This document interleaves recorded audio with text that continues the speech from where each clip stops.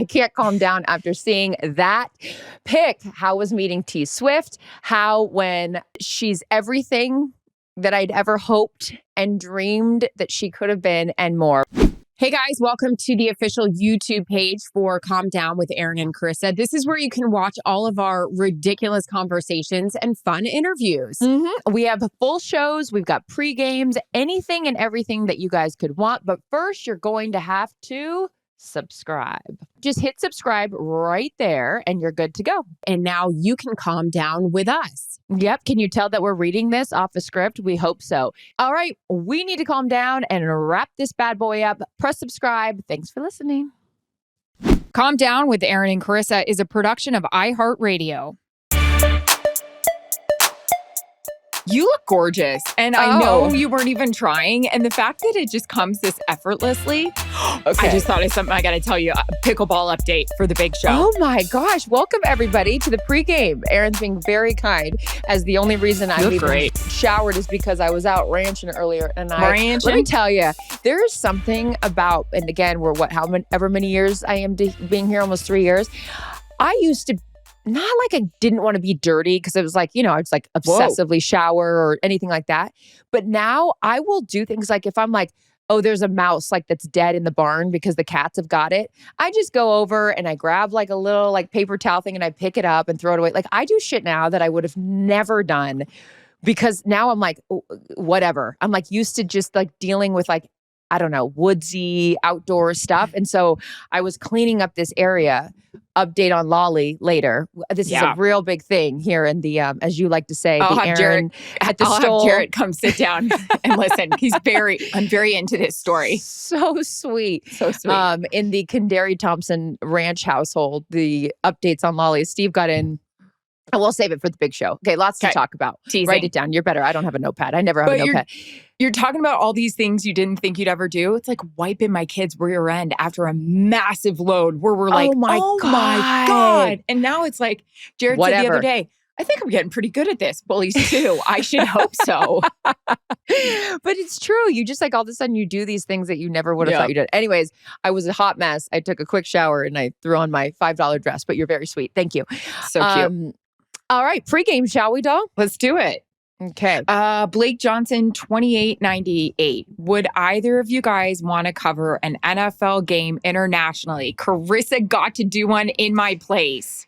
I did. And my whole crew fell in love with her. Shocker. Well, your whole crew is amazing. Dad, I was lucky enough to fill in for Erin when she was doing baseball and the NFL. And so you and Joe Buck used to leave and go do, it was play. I was obviously like, what was it? Like NLCS or something. Yeah. Like World Series, all of the things, right? Mm-hmm. So, it was the Lions, Falcons in London. Wow. And it came down to the very, very end. And it looked like it was a foregone conclusion that the Falcons were going to win. And Arthur Blank's on the sideline. And everyone's like, oh, congrats, we won. And all of a sudden, last second, Detroit ends up winning, and it was like a whole thing. But we had so much fun. Not to say this because obviously it was your crew, but we went to the symphony. We did all of these things because I was like, guys, we're in London. Like, let's have some fun, do something different. We went to a pub. We did all the like London things, and it was great. But yeah, that was my one and only time I got to cover a game internationally. My producer, Richie Zions, who's been doing this forever, not to date him, but he just has. And he was saying to me before you came on the crew, he was like, hey, if you could just give Charissa a little bit of a rundown how we do things. And so I was like, okay. And I was thinking, listen, very structured. They have their ways. I get back to the crew after you do London and Z goes, Charissa, she just comes to London with all these bags and so many hats, a hat for every outfit. They loved you. Everybody talks to this day how Z had a beer with you. Like he was just like, oh my God, you're having a beer? I went to Harrods and I was like buying all these things over there. Like I was like all of a sudden Kate Middleton. And I was like, guys, we have to dress up. We have to do these things. Anyways, London was great. But are you guys scheduled? Like, no, you don't know? No, I don't think so because I think as of now, all those games are on NFL Network. So I would love to do one. The only thing I'm not interested in is the recovery time back, but it would be a lot of fun. I would. Okay. I hope we get to do one. Do you have if you got to do one, do you have a place that you know you'd want to do it at? Like there's Brazil, there's Germany, there's London, there's going to be Australia, for Christ's sake. I'll go to Australia. I will hate that flight. The Germany one, I remember Tom's talked about it. I think they played in Germany. And they said it was great. I don't care. Yeah, just something. I do care. Who am I fooling? I'm a real snob when it comes to traveling. Is Hawaii an option? I don't know. Ryan? Four Seasons? Ryan. Salmon D. Rush. Okay, I'm so sorry. Salmon D. Rush. How to live with roommates who are obnoxiously loud, so messy, and don't do a thing. Ooh, this is really What are you in college? hard. Yeah, this is tough. What was your college situation like? Because I feel like I'll set up mine. I transferred to UCSB, so I was almost 21 years old living in the dorm, and I said, oh, hell no. The girl I lived with, she would cook all of this like food that was very fragrant filled of like onions and like all this stuff. And in a dormitory, I'm like, and I feel like I'm a German Shepherd. Like I could work at TSA. Like my nose is Daisy and I have a lot in common. I can sniff out anything. And I hated that smell. So I ended up moving in with girls that I worked at the local bar at, obviously. And there was 4 of us. And luckily, they were all pretty clean. I haven't had any terrible roommate experiences because I'm just thinking about like, even after college, like everyone I lived with was fairly clean. So if I was this individual, I would just be like, hey, these are the rules. Like either you guys rotate, like so-and-so cleans Monday, Wednesday, Friday, and the other people do Tuesday, Thursday, Saturday. Like set up a schedule of like cleaning because then you set expectations because I'm not into then all of a sudden the onus is on you to have to do everything. That's not good. I lived in the dorm for a bit and then things got so squirrely. I ended up having to move into the sorority house. I had a roommate that did some choice things, but one of the ones that I could speak about publicly was I had mono and strep. Maybe that was, I don't know, maybe it felt like strep because I had mono.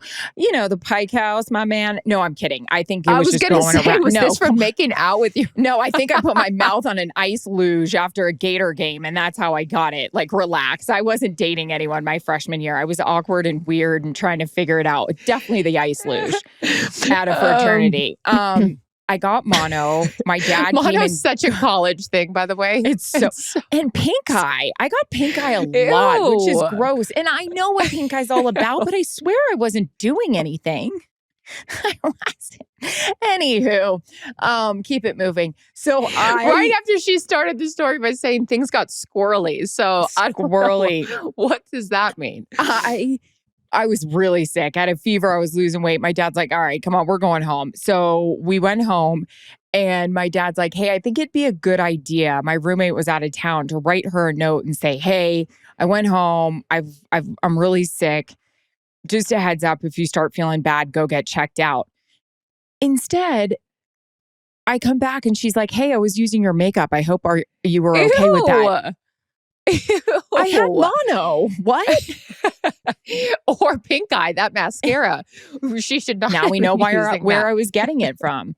Yeah. And then after that, my dad's like, we got to get you out of here. And I begged the sorority house and I moved in and it was great. William, the guy that made incredible meals for us, shout out to William. I had like 4 rolls a day and literally 4 rolls on my stomach.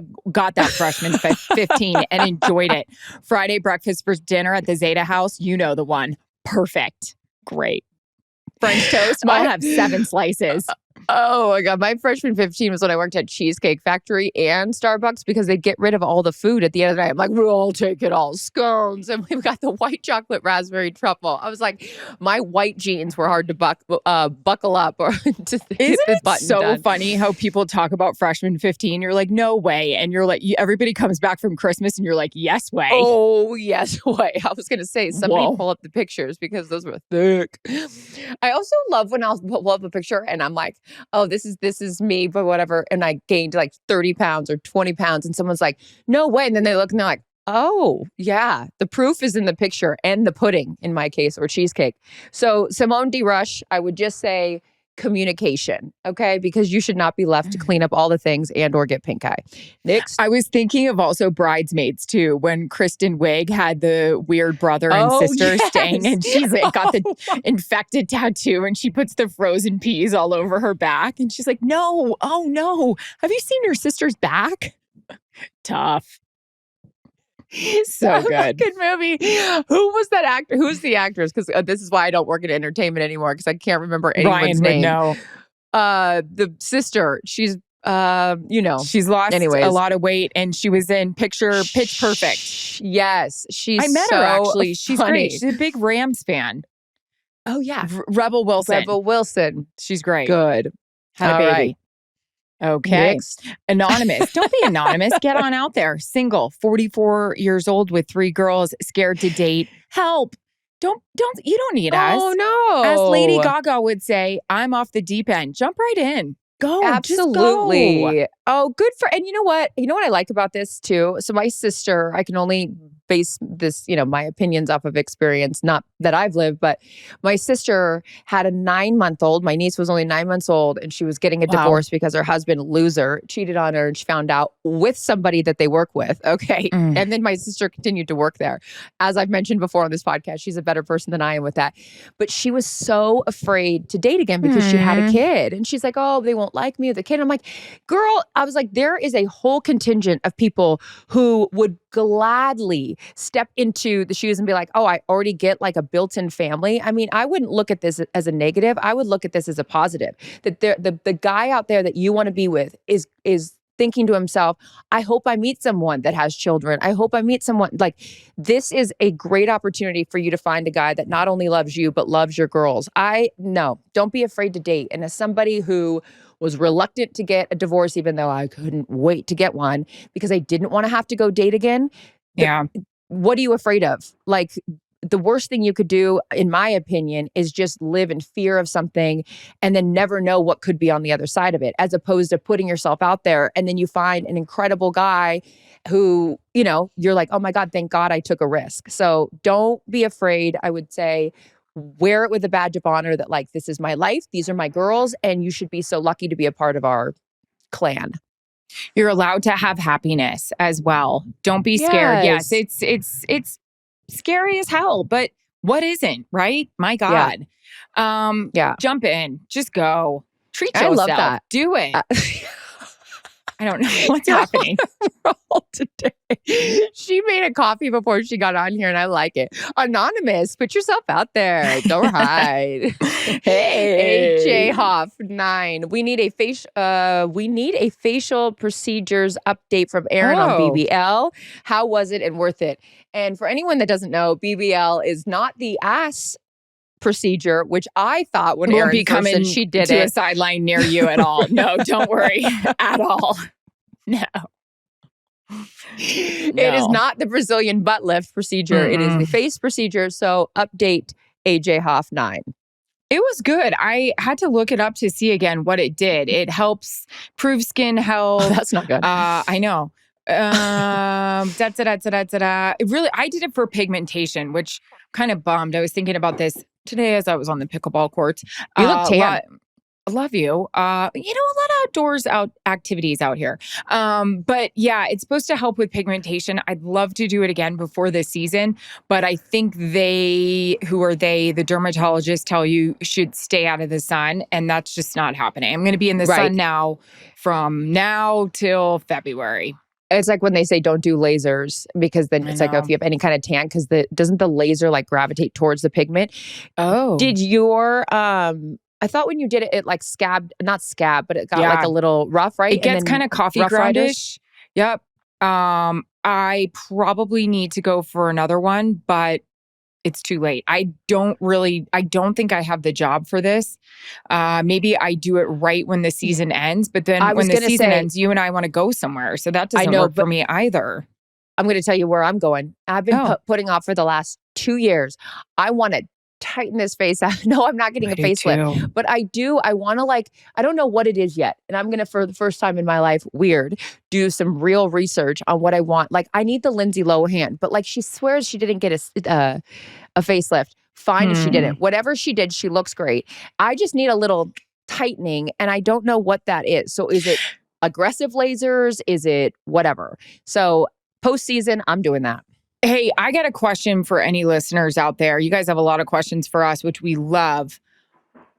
I've been seeing a lot on my algorithm about excuse me if this sounds like I choked, bluff, an upper bluff. The upper bluff. Yeah, what I'm going to also do that. Apparently, everybody's doing it.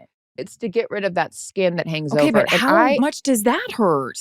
I have a friend who did it, and she said it didn't hurt at all. And it's just like, maybe we'll add that. Maybe I'll do that as well. I mean, throw it in the cart, add to cart, check out later. It just gets rid of the excess skin and where it's like kind of hangs over. I remember like it's a mini hereditary too. I don't think you need it. Oh, I have a hooded situation. I do. You do? Yeah. I know. Go. I did this thing today called the Immortal Machine, and it was like a full lay down, like infrared. It was supposed to be some journey. I wore this oxygen thing. And you did this today? Yeah. Before and after pickleball? Please, I've been cleaning out a barn. Your day sounds better than mine. And it's supposed to really take you on a journey. I chose the relaxation journey. My elbows were hurting though, because it's like a really hard board. And so my bony elbows, I'm like, I'm not relaxing my elbows. It was interesting though. I was interested. Okay.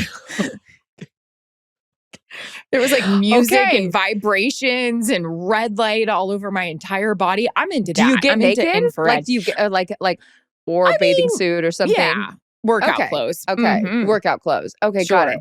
That sounds nice. I should really do the infrared more often. I don't do that. I should. It was interesting. You know what I would do? I'll buy the infrared mask. I'll buy all the shit and then I don't use it. So that's really good. Instead, I'm like, I need a surgeon. I need a hero. HBC, it's me. I need organizational help. Any ideas on closet organizing? I will leave this up to you because I can't do that. Purging. It's one of my favorite things to do. I hired someone one time and it was very helpful, but I now know exactly. I know the techniques and get yourself to the Container Store or TJ Maxx or find some cheap Tupperware stuff for organization. I do this. Start with the whole rule of going through your closet. Like if you haven't worn something in the last few months, get rid of it. And I don't mean seasonal. Like there's going to obviously be your tank tops and stuff like that you're not going to wear in the winter. But I would organize your closet and just don't be afraid to throw stuff out. Then you can donate the clothes, give them to friends, whatever, people that need it.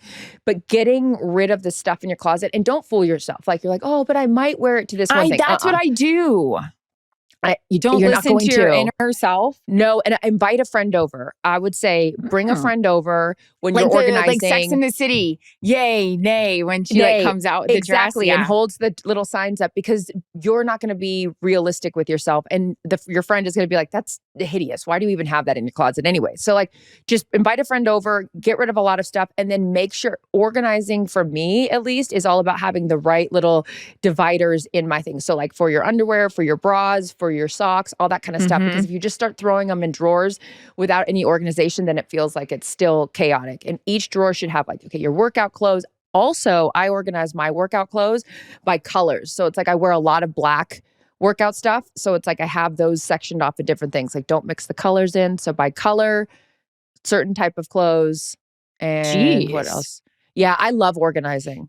I should do it right before the season too, because then I feel like I need to clear. Okay, well, invite me over. We'll do it together. Okay.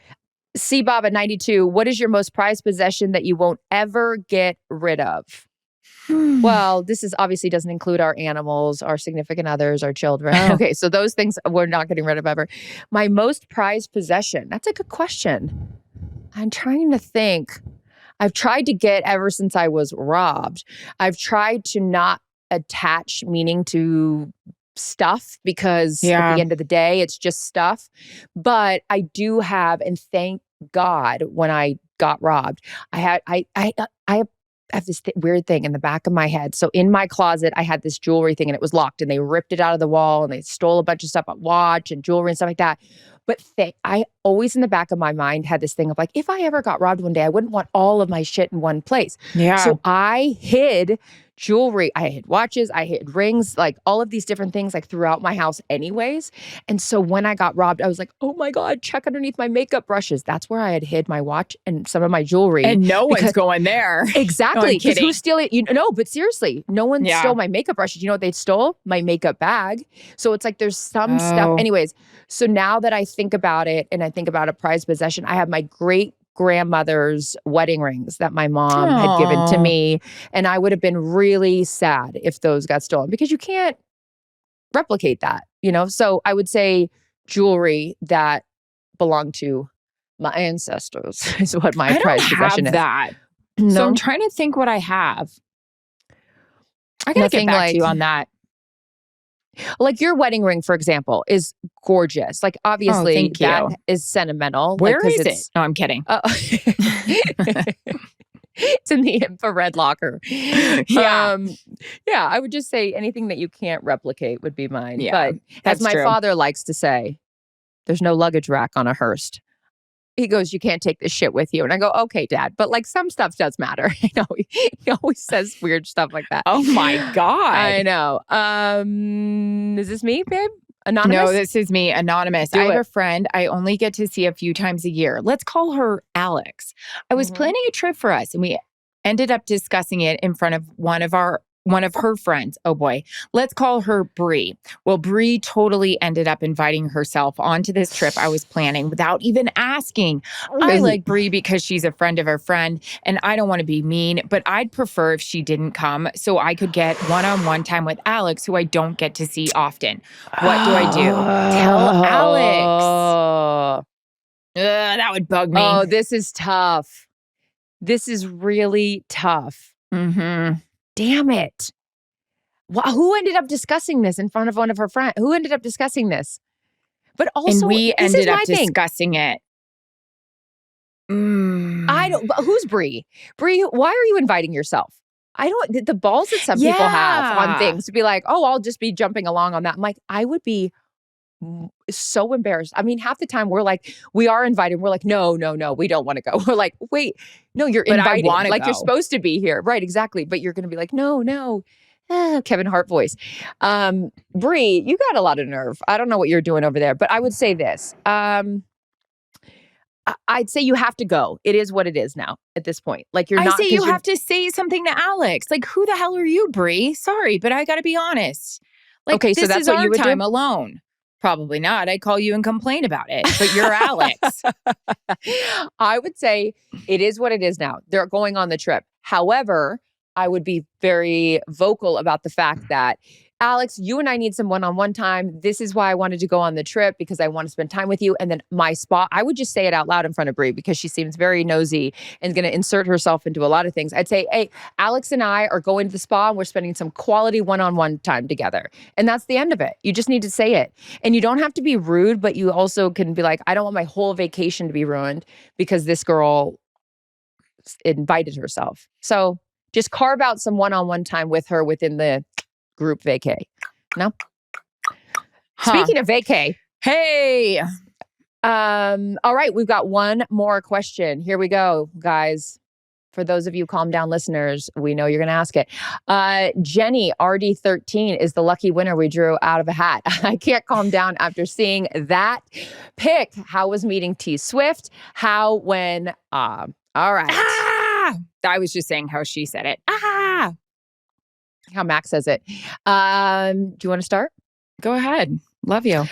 I will say this, she's everything that I'd ever hoped and dreamed that she could have been and more. For those of you that have listened to this podcast for the 5 years we've had it, you know our great affinity for Taylor, and this was pre-Travis.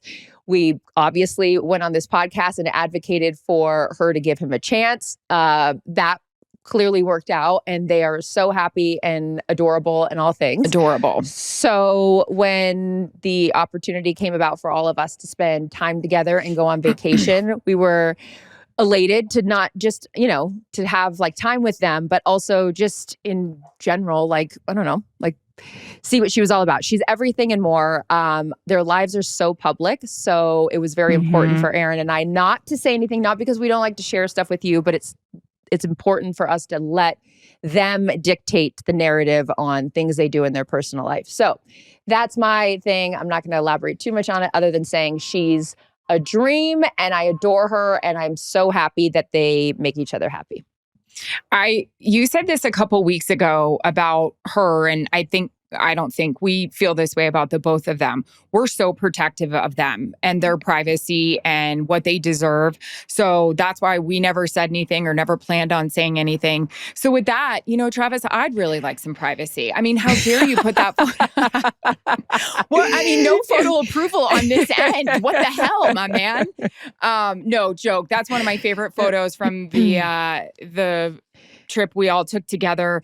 And I'll echo it. She's a 20 out of 20. Fun. She just is. She is so much fun. And I will say this, our group, the 6 of us, we Not have boring. wow.